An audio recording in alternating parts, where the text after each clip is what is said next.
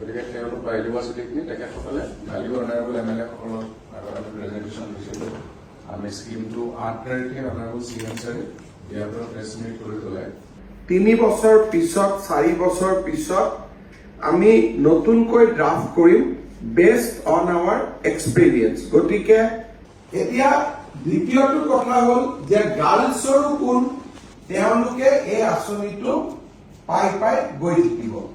আমি 10 মাহৰ কাৰণে এই আঁচনিটোৰ সুবিধা ছোৱালীসকলক ডিপাৰ্টমেণ্টৰ পৰা জনোৱা মতে কমপ্লিট এডমিশ্যন 30 ছেপ্টেম্বৰৰ আগত গৈ শেষ নহয়গৈ।